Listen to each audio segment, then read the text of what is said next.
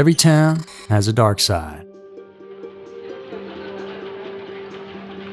The 9-to-5 job means fluorescent lights, a chair that never quite fits your body, and days that are measured in emails, meetings, and screens. There's barely any sunlight, barely any movement. We work so we can afford things we don't really need, with money that disappears the moment it arrives. We're exhausted, but productive, stressed, but functioning, and we all call this normal. If you describe this life to someone 100 years ago, sitting indoors all day, staring at glowing rectangles, well, they wouldn't call it progress. They'd call it crazy. A dystopia, plain and simple. Which is why the real question isn't whether we're headed towards some dark dystopian future. It's whether we're already living in one, and just too used to it to even notice. Hey guys, it's Andrew. Thanks for tuning into this episode of Every Town, where today we're going deep into the darkest corners of our shared reality. And this episode is truly terrifying because each and every one of us is affected by this horrible happening. And the worst part is everyone's barely even noticing. So let's go take a good look in the mirror together, because we're already living in a dystopia.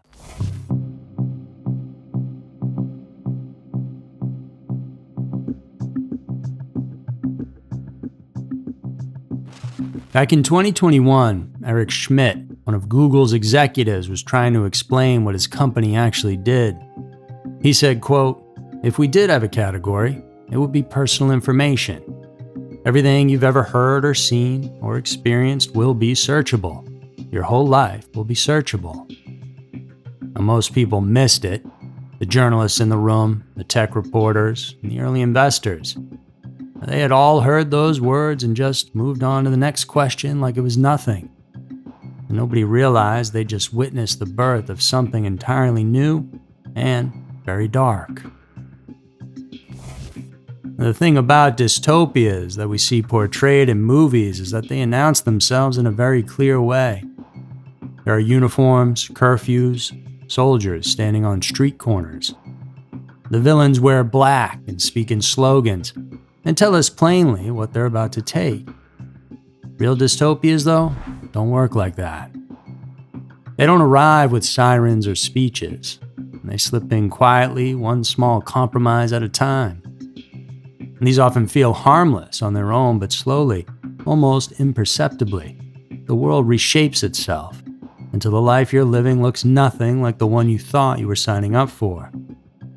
But by the time you realize something's wrong, leaving no longer feels like an option. It's just too abstract because this is now the reality you live in. And we didn't have our privacy ripped away from us in a violent way, and we gave it up for convenience. Every single one of us clicked "I agree" on terms we never even read. We downloaded apps that wanted our contacts, our location, our photos, sometimes even our microphone. In exchange, we got connected. Free social media and free maps that always seemed to know where we were going. It felt like a fair trade, maybe even a smart one. A Harvard professor, Shoshana Zuboff, spent years studying this shift, and she calls it surveillance capitalism. In her work, she describes a new kind of economic system, one that treats human experience itself as raw material. Our movements, our searches, our habits, our impulses, all quietly extracted and repurposed. But this wasn't just about collecting data, and what companies eventually realized was far more powerful. If they could understand us well enough, well, they could predict what we'd do next. And once you can predict behavior, you can influence it. Those predictions became products, sold, traded, and optimized for whoever was willing to pay the most. And you know this is real because you've seen it yourself. You were talking about dog food with a friend or getting healthy. The next time you were online, bam, they were feeding you ads for exactly those things. But here's the messed up part. When this first started happening, people all thought it was crazy. Now almost every single one of us accepts it, almost welcomes it. So, how did we get here? How did something this invasive become so normal? And more importantly, who was watching when it all began?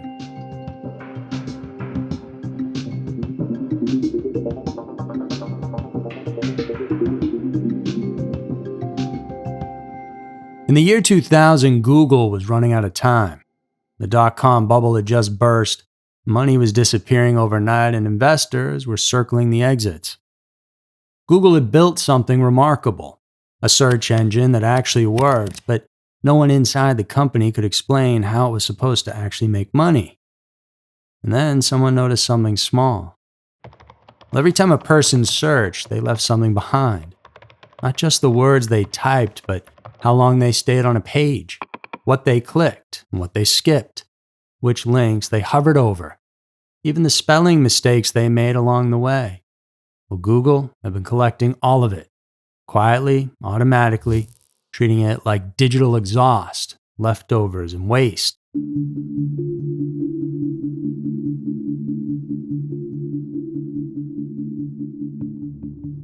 But one data scientist saw it differently. This wasn't exhaust, it was insight. Because when you gathered enough of these traces from enough people, you could start to see patterns. And once you could see patterns, you could begin to predict behavior. What someone was likely to click next, what they were leaning toward, and what had their attention in that moment. And if you could predict that, well, advertisers would pay handsomely to be placed directly in its path. Google called it the click-through rate, and it saved the company. But more than that, it created a template, a model that would be copied, refined, and scaled across the entire tech industry. Human behavior was no longer just information, it was inventory. Probably the best watchword has been offered for years by observers of social media.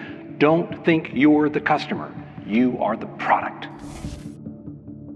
It didn't take long for Facebook to catch on. In 2008, Mark Zuckerberg hired Sheryl Sandberg away from Google, and she brought the blueprint with her. Within a year, Facebook rewrote its privacy rules from the ground up. The company decided, in Zuckerberg's words, that certain things would simply become the social norms now, whether users agreed or not. Translated into plain language, your information would be taken, analyzed, and sold. And the company was betting that most people would complain quietly and then log back in anyway. And that's exactly what we all did.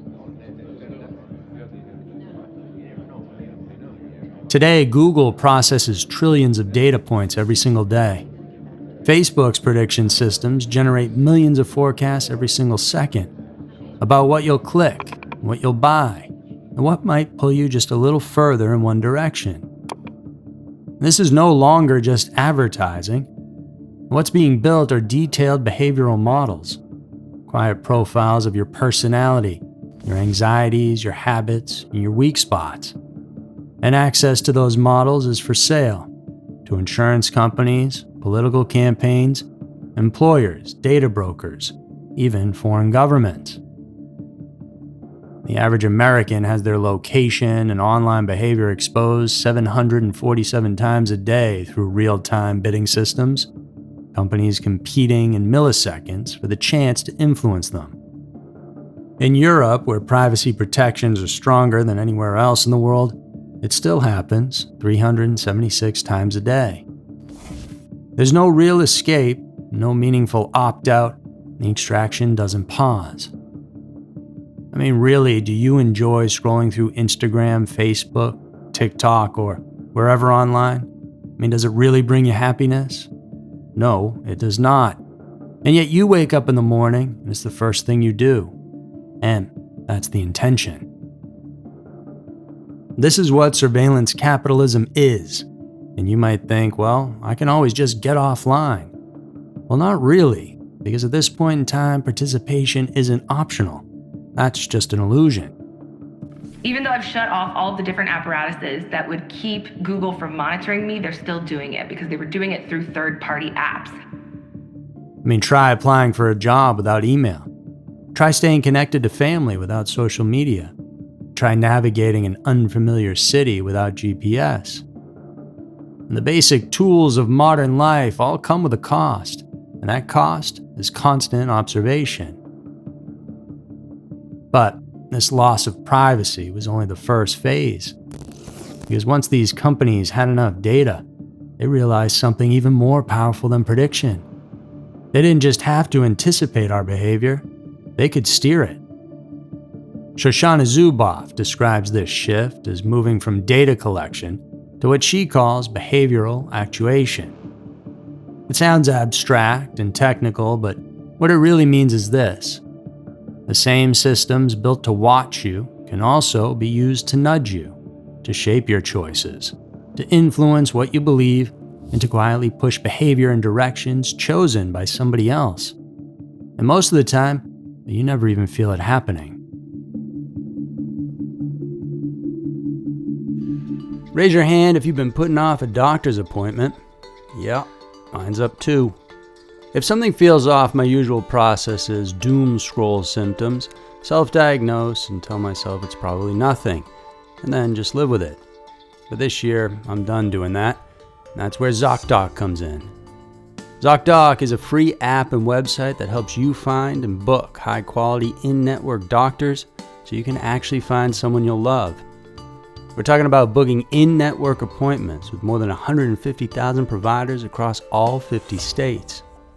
Whether you're looking for dermatology, dentistry, primary care, eye care, or one of the 200-plus specialties on ZocDoc, you can search by specialty or symptom and build a care team that's right for you. Want to see your doctor in person? Great. Prefer a video visit? You can do that too. When you're ready, you can see real-time availability and book instantly. No phone tag, no waiting around. Appointments made through ZocDoc happen fast, typically within 24 to 72 hours, and sometimes even same day. Honestly, I use this and you should too, so stop putting off those doctor's appointments and go to ZocDoc.com/Everytown to find and instantly book a doctor you love today. That's ZocDoc.com/Everytown, ZocDoc.com/Everytown. And thanks to ZocDoc for sponsoring this message.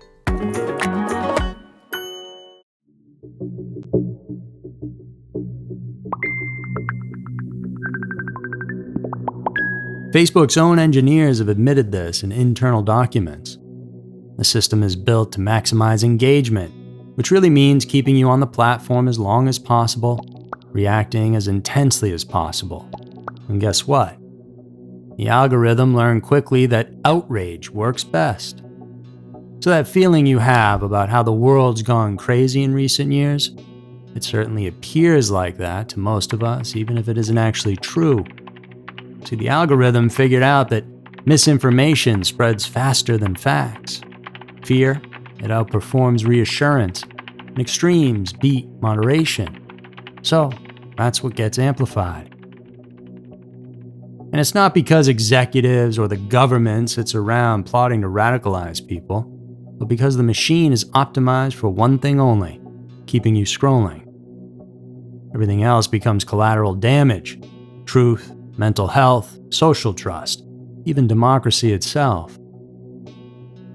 In 2021, Facebook's own privacy engineers wrote a memo acknowledging something even more unsettling. They said they no longer know where user data actually goes once it enters the system. They compared it to pouring ink into a lake and then trying to put it back into the bottle. Their internal systems, they said, have open borders. They can't fully track data flows. They can't meaningfully promise restraint to regulators or to users, which is all very convenient. The system has grown too large and too hungry to control, so all the bad stuff happening, there's no one single person to blame. And here's some sobering intel that we all need to be aware of, no matter where you fall on the political spectrum. In the lead up to the 26th U.S. presidential election, Americans were exposed to an estimated 760 million instances of fake news online. And that works out to roughly 3 false stories for every adult in the country. By 2020, Facebook posts linking to deceptive websites generated 1.2 billion interactions in a single quarter. In other words, the system was doing exactly what it was built to do. Study after study has shown that misinformation outperforms reliable information across the board. It gets more clicks, more shares, and more reactions, regardless of political ideology. And this new system we're all working in has not been built to value the truth, and that is the world we're all living in and need to understand. That the complete collapse of our ability to agree on what's true is not our fault. It's all baked into the technology. Now, these systems we're talking about are built on a principle borrowed from Cold War-era communication theory, one that values speed and volume over meaning. The engineer who formalized it, Claude Shannon, was clear about this. In his model, the meaning of a message didn't matter at all. From an engineering perspective, it was totally irrelevant. All that mattered was that the signal arrived intact. That approach made sense for military communications, but we've taken that same logic and now applied it to human interaction. Platforms like Facebook process messages as raw throughput, as interchangeable units, without regard for whether they're true or false, helpful or harmful. Facebook is amplifying lies and COVID conspiracy theories to the tune of millions and millions of people per day. And they're doing that in a really targeted and strategic way. They are tracking our every move. They are collecting our personal and demographic data. And then they're driving content to us based on our perceived interests and vulnerabilities. That means a deeply reported investigation from a reputable reporter moves through the system the same way as a fabricated story from the lady across the street. The system can't tell the difference, and more importantly, it was never designed to care. The result is a world where shared reality starts to fracture, where basic facts become negotiable, where every major event is instantly surrounded by competing conspiracies, where expertise carries no more weight than guesswork, and confidence matters more than accuracy. And, as I've said before, this isn't a malfunction. This is the system working exactly as it was built to work, and we're all just in the middle of it. While all this is happening, something else is unfolding in the background, something that may prove even more destabilizing in the long run. As data became the most valuable resource on Earth, the institutions that controlled it began to rival, and in some cases surpass the power of governments.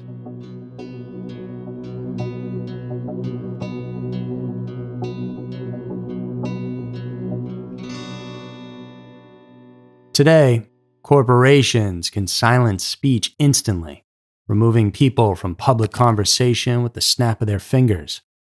They control the platforms, which means they control what billions of people see if they so choose. They decide who gets to participate in this digital economy and who gets locked out. And this is already happening and will continue to do so.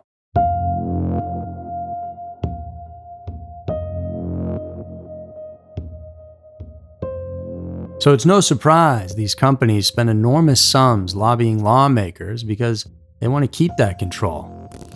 In 2020 alone, major tech firms spent more than $35 million in just the first half of the year.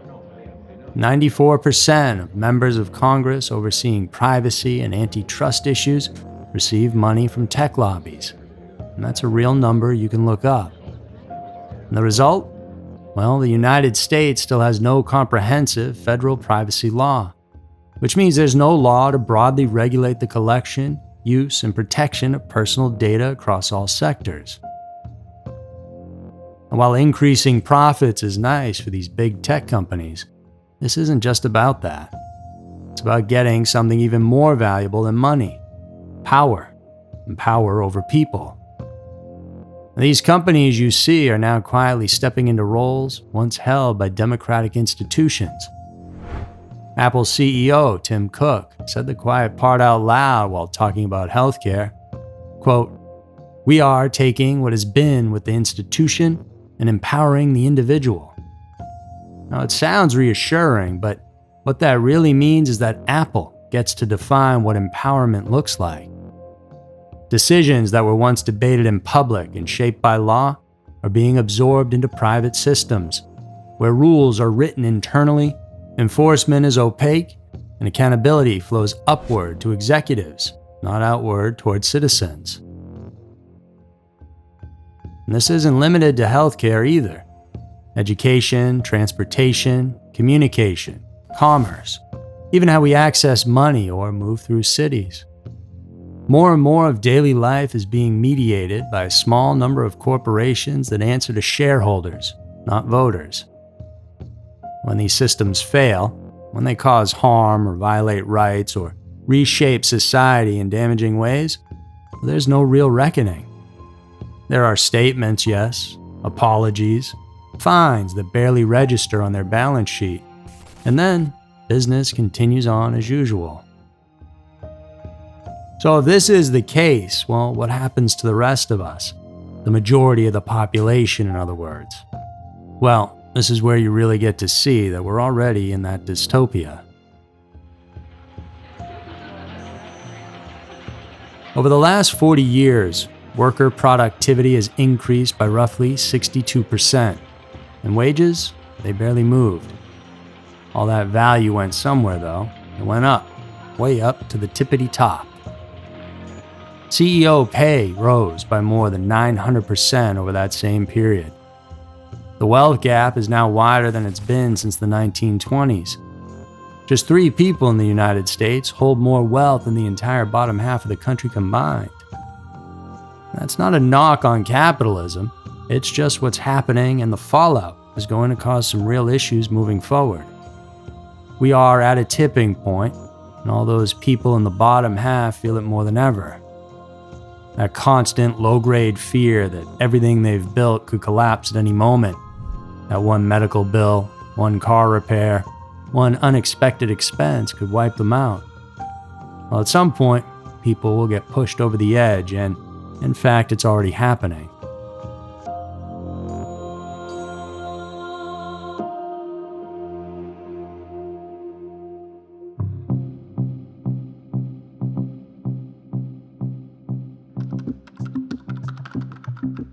Salesforce recently cut 4,000 customer service jobs and replaced them with AI systems.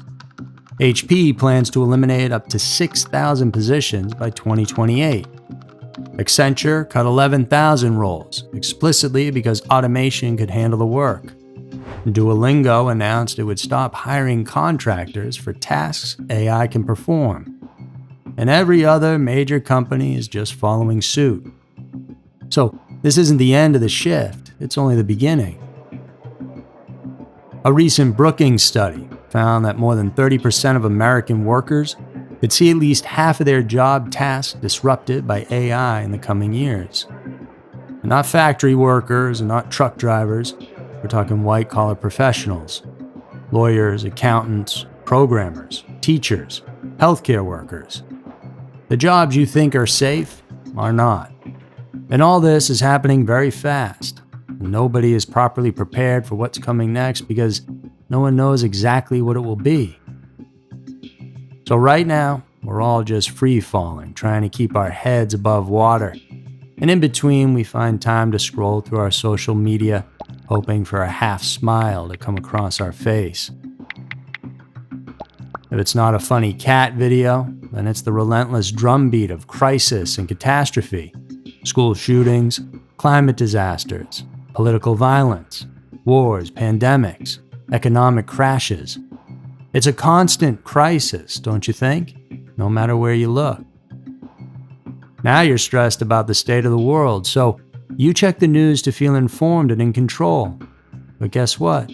The news makes you more stressed. So you check again, hoping for something reassuring, but that will never happen because it never does. You know it, and more importantly, the algorithm knows the anxiety keeps you engaged.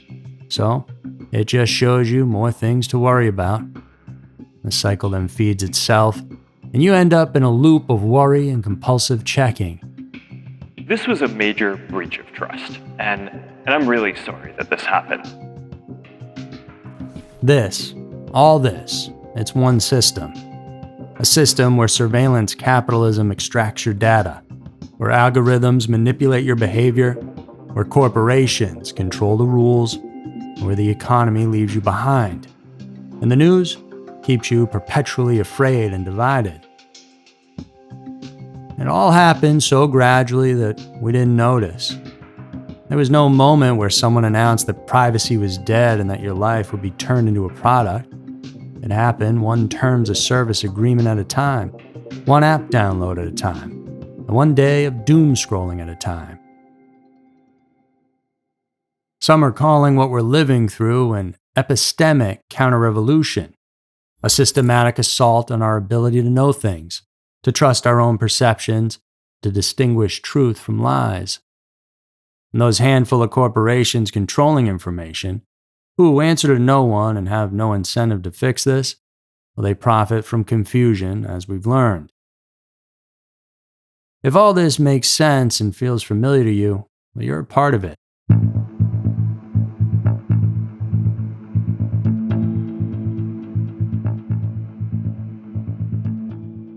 So, right now we're living in dystopia. Not the Hollywood version with leather jackets and neon lights, but a quieter, more insidious version where the chains are invisible and surveillance feels like service. People are stressed, unhealthy, stuck in office chairs, staring at screens, buried in debt. If you told someone 200 years ago that life would look like this, well, they'd probably be shocked and terrified. Humans were never meant to sit all day staring at pixels, and yet, here we are. Now, if you're wondering if there's a way out, well, yes, there is, but it's not really up to you unless you do something totally drastic, like going and living off the grid on a deserted island. Now, the real hope actually is in the future of AI and how it all unfolds. Because part of what we learn from everything we've talked about is that technology doesn't make choices. People do. So the same AI that helps a doctor diagnose cancer can also be used to deny your insurance claim. So it really depends on who controls it, who programs it, and they get to decide what it's used for. Well, hopefully they make the right call. And that right there might actually be the scariest part of all this.